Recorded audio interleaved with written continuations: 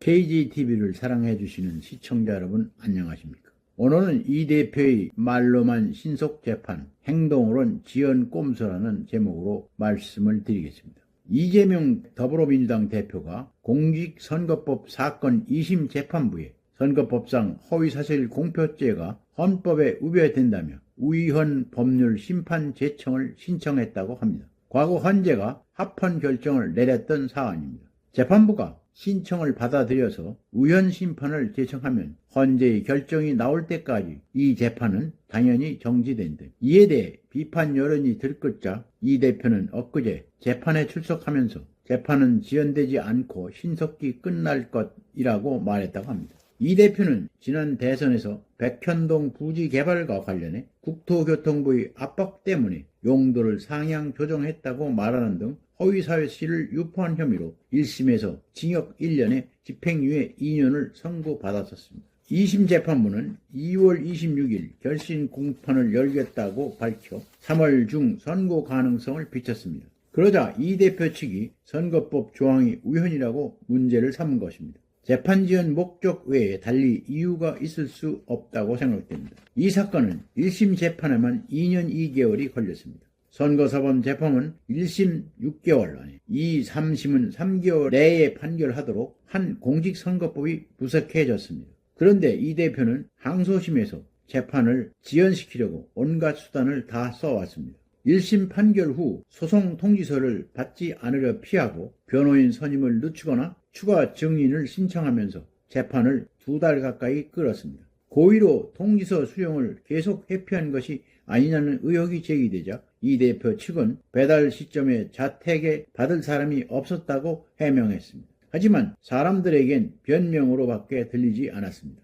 1심 형량이 확정될 경우엔 10년간 공직선거 출마가 불가능해지는 중대한 사안에 통지서 수령조차 안 된다는 게 납득이 가지 않습니다. 이 대표 측은 다른 사건에서도 재판 지연을 위해 마찬가지 수법을 써왔습니다. 대북 송금 사건 재판부엔 기피 신청을 냈었고 기록을 다 못 봤다며 추가 공판 준비기일을 신청하기도 했습니다. 대장동 비리 사건에서는 대부분 증거를 부동의해 증인 148명을 법정에서 모두 신문하도록 했습니다. 위중조사 재판에서도 증인 5명을 추가 신청했습니다. 민주당은 최근 이 대표 등을 비판하는 허위 정보에 대응한다며 온라인 민주파출소를 개설하고 카톡 등을 통해 가짜 뉴스를 단순히 퍼나르는 일반인도 내란 선동 등으로 고발하겠다고 위협했습니다. 그런데 이 대표의 허위사실 공표 문제에 대해서는 표현의 자유를 침해한다며 우연이라고 한 것입니다.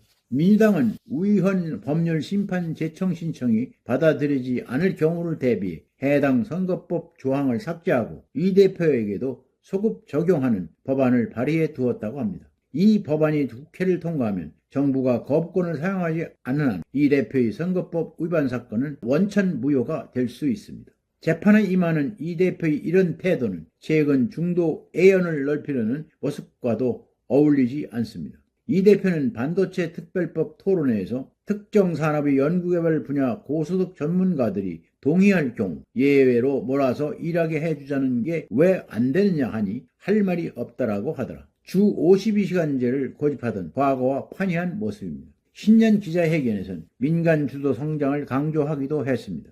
정부와 여야 대표가 참여하는 국정협의회에도 적극적으로 나서고 있습니다. 이런 이 대표의 변신이 진정성을 인정받으려면 신속한 재판으로 자신의 사법 리스크부터 해소하려는 노력을 보여야 할 것입니다.